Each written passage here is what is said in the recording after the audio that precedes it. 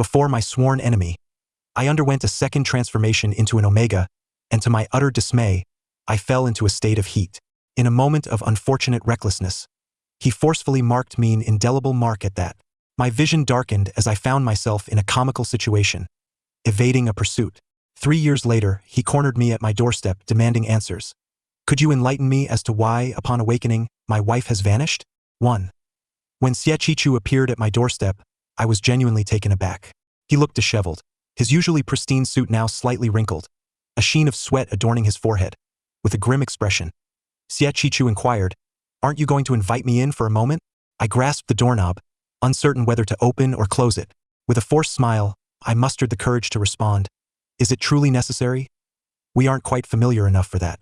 Xiaqichu scoffed, stepping closer, his alpha pheromones enveloping me like a tempest. "Not familiar? We've shared a bed. And you dare claim we are strangers? Yanzhu, you must take responsibility for me." The familiar scent of lychee once again stirred my heart, leaving me in a state of agitation. Having been permanently marked and enduring a 3-year hiatus, I found myself utterly defenseless against his pheromones. My legs weakened, and as my body gradually succumbed to gravity, I instinctively grasped the hem of his garment, drawing nearer to him. Just as I was about to plead for mercy, the door creaked open slightly, revealing a small head peeking through the crack, calling out in a sweet voice, "Daddy. Daddy, what are you playing with, Uncle?" To my amusement, it was now Xiaqichu's turn to be taken aback. He instinctively withdrew his pheromones, glancing between the little one and me, as if awaiting an explanation. I, however, chose to remain silent, reveling in his anxious anticipation. 2. This matter, in truth, requires us to hark back to a time long past. The rivalry between Xiaqichu and myself was a well-known tale, stemming from the fact that our families were fierce commercial adversaries, which rendered us antagonistic towards one another from a tender age. Particularly when we reached the age of 13. He underwent his transformation into an alpha, while I transitioned into a beta, thus establishing a hierarchy that placed him above me. Our relationship plummeted to an icy abyss. As fate would have it, we found ourselves in the same class during primary school, middle school, high school, and even at the same university. Our entangled destinies seemed relentless. Throughout university, I abstained from participating in any club activities, solely to avoid the distasteful prospect of encountering him. Xiaqichu, as a person, epitomized the archetype of a superior alpha. While the pheromones of most individuals exuded a robust scent of wood or alcohol, his fragrance was that of lychee, an aromatic sweetness that, coupled with his strikingly handsome visage, garnered the affections of many admirers, including a significant number of females. Even my own secret crush frequently made trips to the basketball court to deliver water to him. Ha ha ha. It was truly a revelation akin to a small blade upon my backside. He seemed to possess a natural ability to overshadow me. I had presumed that with my deliberate avoidance of him, our paths would not cross again. Yet, in our junior year, fate intervened once more, leading to an encounter that would ultimately intertwine our lives for the foreseeable future. 3. Pei Jia, a classmate from high school, ventured abroad for his studies after graduation. This gathering marked our first reunion since then. I had known Pei Jia since middle school, and we were inseparable friends. Naturally, I accepted his invitation. Regrettably, I had forgotten that Pei Jia was also a classmate of Xiaqichu. His presence was both expected and unexpected. Upon entering, Pei Jia enveloped me in a warm embrace, casually draping his arm over my shoulder as he had done in the past. He playfully pinched my cheek, his tone teasingly lighthearted. "After all these years, Bamboo, you remain as adorable as ever." I reciprocated by pinching his cheek back and lazily retorted, "Well, our dear Pei is looking quite dapper himself. If you were a male model or an actor, I might just pursue you."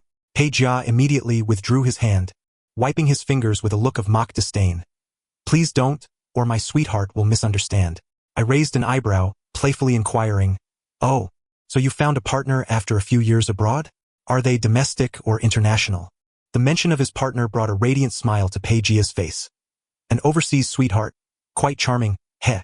Caught off guard by this unexpected display of affection, I hastily shifted the conversation. Hold on, I'm not interested in your love story. Quickly tell me, how did Xiaqichu end up here?" The animosity between Xiaqichu and me was common knowledge among our peers. Pei Jia appeared puzzled. "I'm not sure either. A few days ago, I posted in our group chat, 'I am coming back to China, let us gather.' After sharing the time and location, he simply showed up. After a moment of contemplation, I realized that Xiaqichu's presence was not entirely unfathomable. We attended a private high school, populated by students from affluent families, many of whom had business dealings. Particularly in recent years, Peijia's family business had flourished, attracting numerous classmates eager to associate with him for potential collaborations. I surmised that perhaps Xiaqichu sought to partake in the burgeoning opportunities as well. Nonetheless, it was of little consequence.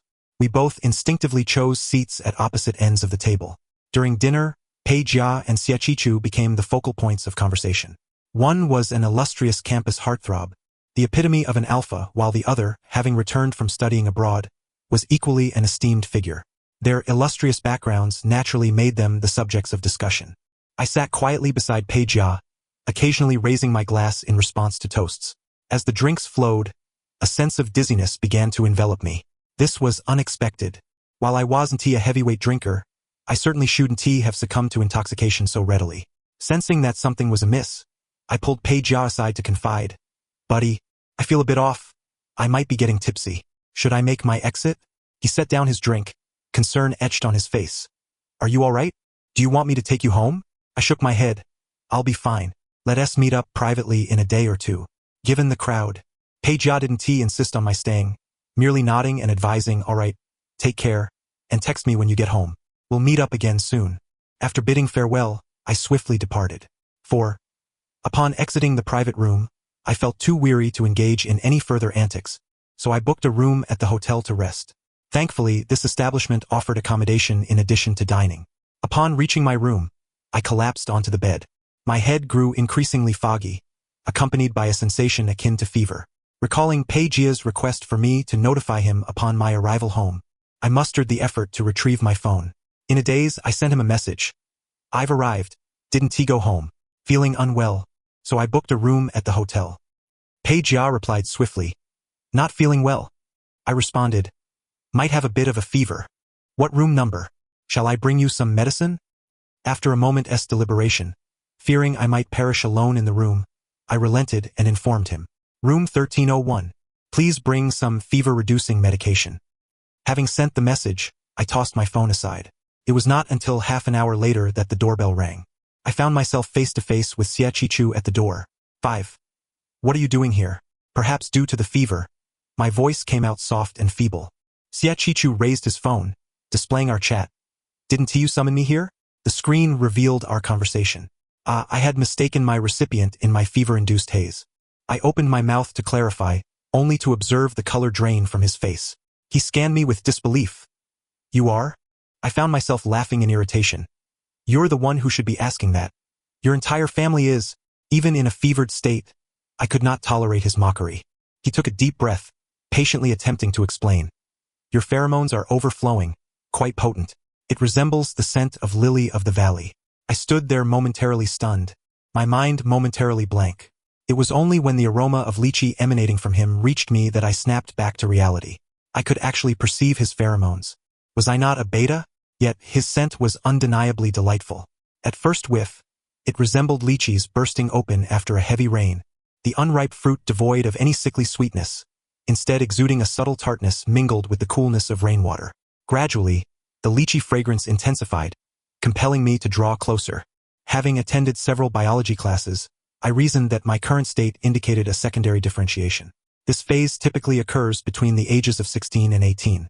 Regrettably, I had not experienced secondary differentiation by 18, which had left me somewhat disheartened, believing I would remain merely a beta throughout my life. To my astonishment, at 20, I underwent this transformation, and to make matters even more surreal, it occurred in front of Xiaqichu. 6. To experience differentiation in the presence of one's sworn enemy. What a humiliating ordeal. A wave of shame washed over me, rendering the experience utterly mortifying.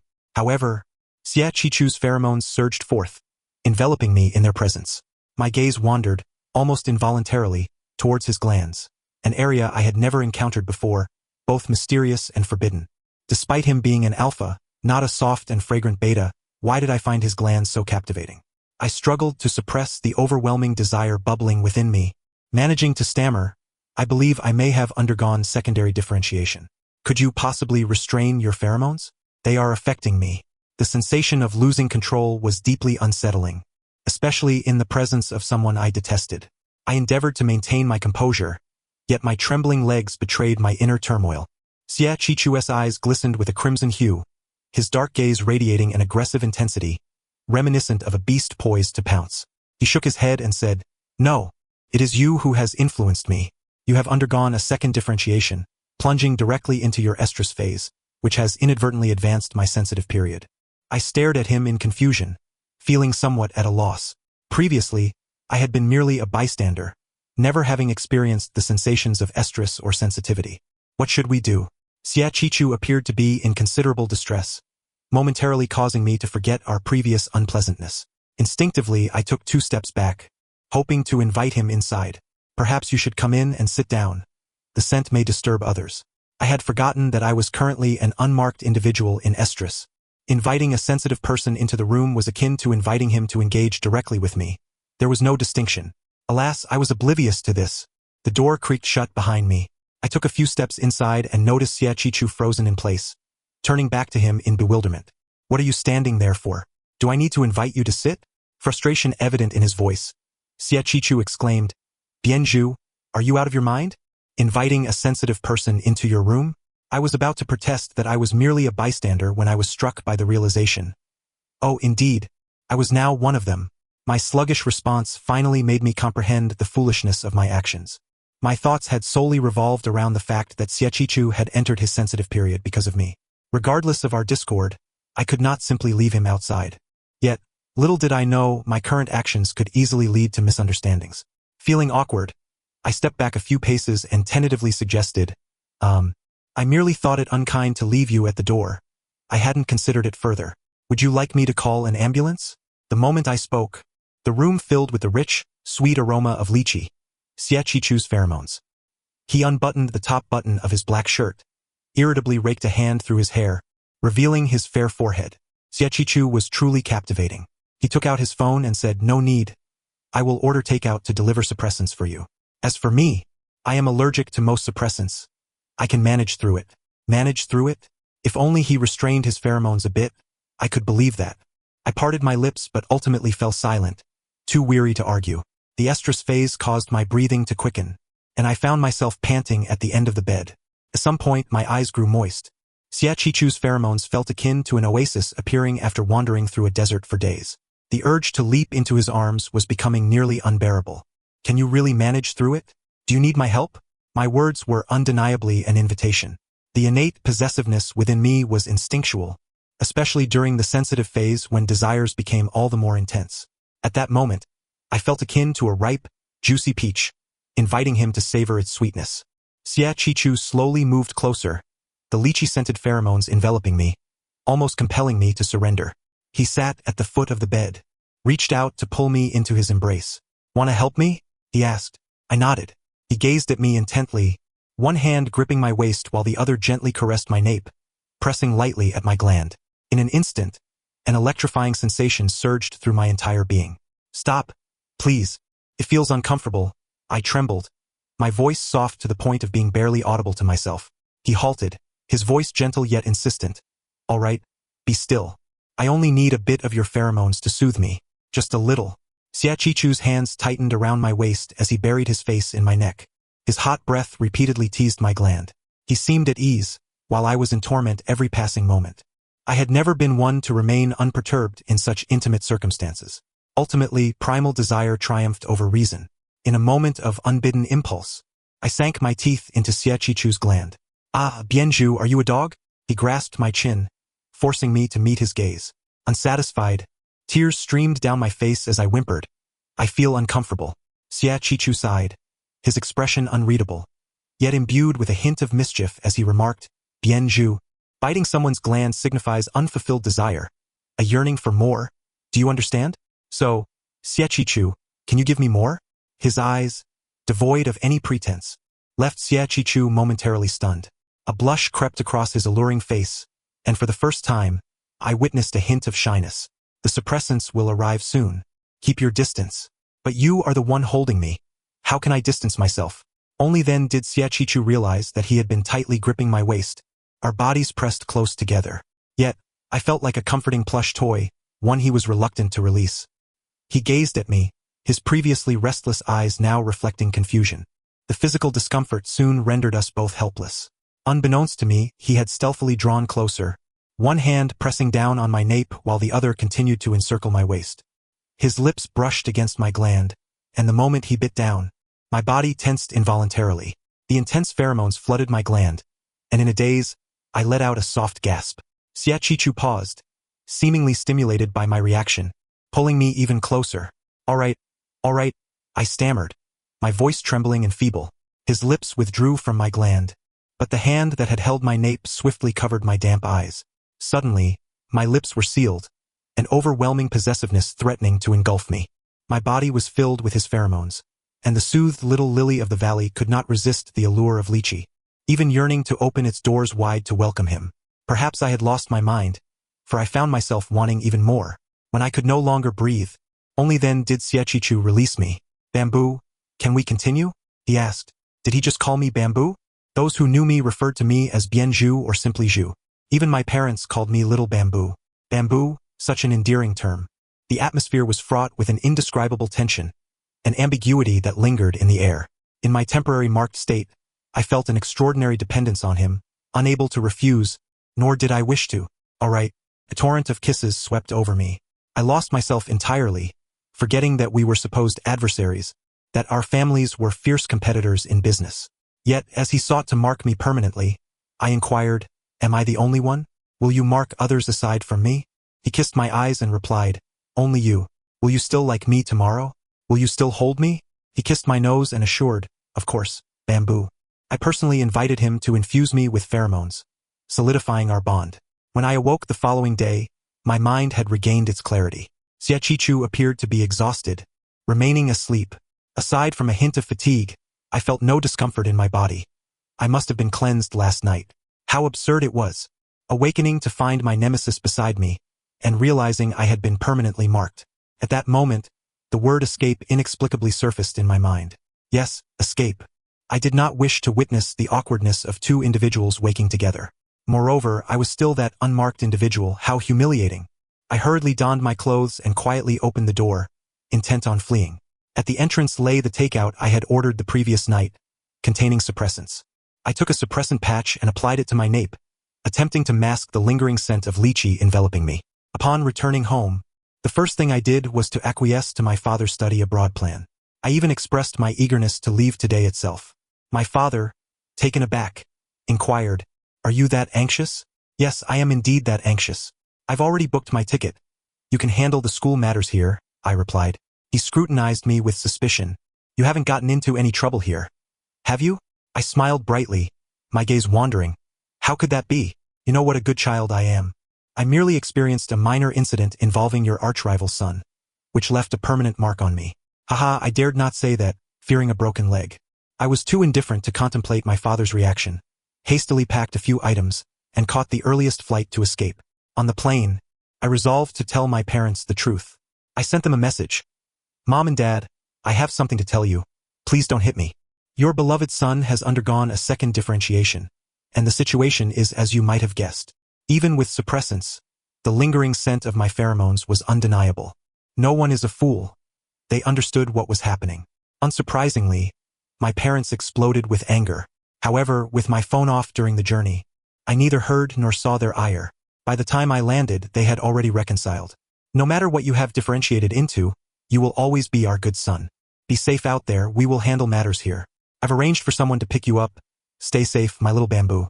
This message was unmistakably from my mother. If my father were to learn that the person picking me up was Xiaqichu, he might rush to America overnight to give me a beating. Hence, I opted to change my plans. It is said that the 3 years spent studying in Germany will be the most unforgettable 7 years of your life. Looking back over the decade, you will feel that you have lived a particularly fulfilling life. In a bid to escape, I went to Germany. No one expected me to choose Germany. In the second month of my arrival in Germany, I visited a hospital due to feeling unwell. The doctor informed me that I was pregnant, over 8 weeks along and unable to terminate the pregnancy. Quite well. At least I would not be troubled by my estrous cycle during this year of pregnancy. I attended language classes while taking care of my health. As for what transpired back home, it seemed that nothing significant occurred. At most, Pei Jia inquired about my whereabouts, to which I informed him that I was studying abroad. Everyone assumed I was in America, including Xiaqichu. The day after my departure, He requested leave from school and flew to America. Rumors circulated at school until he casually returned a week later. It was said that he spent his weekends away from school, flying to America daily. I knew he was searching for me. Unfortunately, I was not in America. Of course, I never anticipated that there would come a day when he would find me. On the sofa, 3 pairs of eyes locked in a silent standoff. An eerie atmosphere began to permeate the room. Zhang Ma, please take little Jelly to the nursery, I instructed. Zhang Ma was the nanny my father had specially hired from back home to care for me. Little Jelly is my son, and also Xia Qichu's son. Little Jelly clearly did not want to leave, pouting. Daddy, why should I go when this uncle isn't leaving? I suppressed my irritation and gently reassured him. This uncle has a thick skin. Don't learn from him. Be good and go. Daddy will pick you up this evening. Little Jelly obediently left with Zhang Ma. Inside, only the 2 of us remained. Xia Qichu leaned back on the sofa, a slight arch of his brow accompanied by a teasing tone. Mine? Although it was a question, he spoke with certainty, for little Jelly bore an uncanny resemblance to him as a child. I retorted, exasperated. Can't you see? You have no eyes. He lowered his gaze and replied, feigning hurt. Zhu, you are so fierce. Zhu, again with the Zhu. Zhu, you smell wonderful. Zhu, you're so adorable. Zhu, is this strength acceptable? Zhu, let us do it again. That night, he called me by that name endlessly. Now, whenever I hear Zhu, an inexplicable sensation stirs within me. I cannot articulate it, but it feels quite unsettling. Evading reality serves no purpose. Furthermore, it appears this situation is my fault. It was I who sent the erroneous message when he entered my room. It was my second differentiation that led him into a sensitive period. It was I who clung to him and refused to let go. It was my selfishness that concealed the truth from him, making him a father at the tender age of 24. The one who erred was I. The one who fled was I. Yet the one searching the world for me was him. When I first locked eyes with him, I earnestly said, Xia Qichu, I owe you an apology regarding this matter. Rest assured, I am willing to compensate you for whatever you desire. He suppressed his casual demeanor, seemingly amused by my words. Which matter are you referring to? Is it your sudden departure, or the concealment of our child? Xia Qichu slowly approached me, pulling me into his embrace. Reminiscent of that night, I was rendered speechless, awkwardly avoiding his gaze. I meant all of it. His hand pressed against the nape of my neck, compelling me to meet his gaze. That night was my fault. I will take responsibility. I want to. No. I broke free from Xia Qichu's grasp, my tone urgent. I do not want your responsibility. I can take care of him myself. Fear enveloped me. I could assert that there were no feelings between us. For 20 years, there had been none. A single night could not forge any. I did not require him to take responsibility for me, nor for little Jelly. I was afraid. I feared he would take my little Jelly away from me. Little Jelly is my child. I love him dearly, as do my parents. Whenever they have the opportunity, they fly to Germany to visit me and meet little Jelly. Xia Qichu is his biological father, and I am terrified he might attempt to take little Jelly away. He is so adorable that anyone would adore him. As for me, I have made up my mind. If the permanent mark cannot be washed away, I shall remove the gland. I have endured 3 years of estrous cycles. What is there to fear about the gland removal surgery? Xia Qichu, you should go back. I am doing quite well on my own. He flopped back onto the sofa, reaching out to grasp my pinky finger. No, I refuse to go back. Unless I die, I will not leave. I had never realized how stubborn he could be, akin to a mule. It was utterly maddening. He stared at me intently and casually remarked, Give me a chance, Zhu. His fingertip gently caressed my own, imbued with an alluring intent. It's not about responsibility. It's about giving me a chance to pursue you, all right? Bianzhu, I beg you, grant a chance to a suitor who has secretly adored you for over a decade. Xia Qichu's words detonated in my mind. I stood frozen, uncertain of how to react. I recognized each word, yet their meaning eluded me. What do you mean? He rose and stepped closer to me. That day was not an accident. Everything was my fault. I liked you, which is why I did not refuse your invitation to enter the room. It was also because I liked you that I drew close to you. Moreover, it was due to my feelings for you that my possessiveness erupted, leading me to mark you. Bianzhu, do you despise me? His eyes glistened with unshed tears as he gazed at me with a pleading expression. A faint lychee fragrance wafted from him. Did I mishear? He said he had liked me for 10 years. Yet I seemed oblivious to this sentiment. Clearly, he had once found me insufferable. Unbeknownst to me, and perhaps driven by some inexplicable impulse, I found myself consenting to his presence. Every day after class, he would await me at the school gate, clutching a small bouquet of lily of the valley. "Is that your child, little Jelly's father?" My international friends, well acquainted with my little one, would inquire, though they had never met his other father. When Xie Qichu made his entrance, astonishment rippled through the crowd. "So handsome, and you still don't want him?" they exclaimed. Am I truly the sort to be swayed by mere appearances? Certainly not. Superficial charm holds little value for me. If he desires to pursue me, he must demonstrate genuine intent. I relished the irony of receiving affection from my former nemesis. Yet, life is replete with surprises. Ever since Xie Qichu arrived, my ardor has become increasingly unbearable. May I not receive a hug? I mustered the courage to ask him, having mentally prepared myself for the request. Ever since the permanent marking, the pheromones emanating from him exert a potent allure over me. When he is absent, my discomfort is manageable. However, his presence is irresistible, drawing me closer as only in his proximity can my restless heart find solace. Yet this fellow seems determined to tease me. He leisurely steps back, maintaining distance. Did you not say yesterday that I am still not officially part of your life, and that we should keep our distance? He truly has not changed, holding on to grudges with remarkable tenacity. Then I shall seek companionship elsewhere. He doesn't even glance my way, simply replies, "Fine." Skeptical, I press on, "I truly will. Go ahead, but remember to close the door behind you." Very well, I concede defeat. How can I possibly compete with him? Marked for eternity, where else could I turn? I swiftly wrapped my arms around his neck and pressed my lips against his. "Darling, please mark me once more." Epilogue. At my father's archrival's residence, there exists a striking figure named Bianzhu. How does one describe him? Both perilous and alluring. From a young age, he has not shied away from placing obstacles in my path, always vying against me, yet never succeeding. My father remarked that Bianzhu is just as wicked as his father, who once sent henchmen to my company, pouring boiling water on my beloved money tree. In a fit of rage, my father clandestinely shattered their fortune cat. Bianzhu has perfectly inherited his father's malice. During our first year of middle school, he even slipped a pregnant cockroach into my pencil case, which then gave birth to countless little cockroaches within it. At that moment, I nearly lost my composure and dealt him a sound thrashing. By the time we reached the third year of middle school, however, we began to diverge. I transformed into a being of sweet lychee flavor, which I did not particularly favor, as I preferred the scent of lily of the valley. He, on the other hand, evolved into something else entirely, but he seemed discontented, his gaze burning with an intensity that felt as though it could pierce me to the core. When did my feelings begin to shift? Perhaps it was during my first year of high school. I dreamt of Bianzhu, enveloped in the fragrance of lily of the valley, soft and enticing, igniting a desire to throw myself at him. Yet, in the dream as in reality, I remained timid. When he approached, I bashfully rebuffed him. Upon waking, I chastised myself for my lack of resolve. After graduating from high school, I made a secretive decision to apply to the same university as him, unwilling to remain too distant. Perhaps fate, too, could not bear to see us apart. In our third year, a fortuitous opportunity arose at a gathering when Bianzhu mistakenly sent a message intended for someone else to me. It was the first time I encountered a different side of him, as if he were a captivating sprite, hastening the onset of my susceptibility.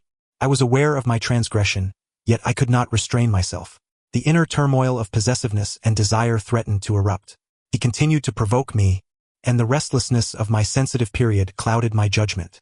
Tomorrow, I would surely declare my affections grandly. Alas, the next time I saw him was not until 3 years later.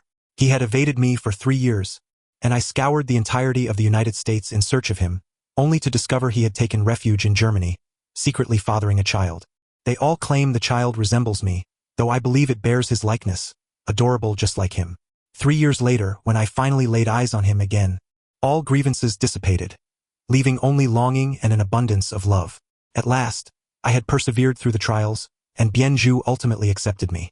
Of course, it would have been even better had he not extended his studies, but I shall remain by his side, unwavering. The end.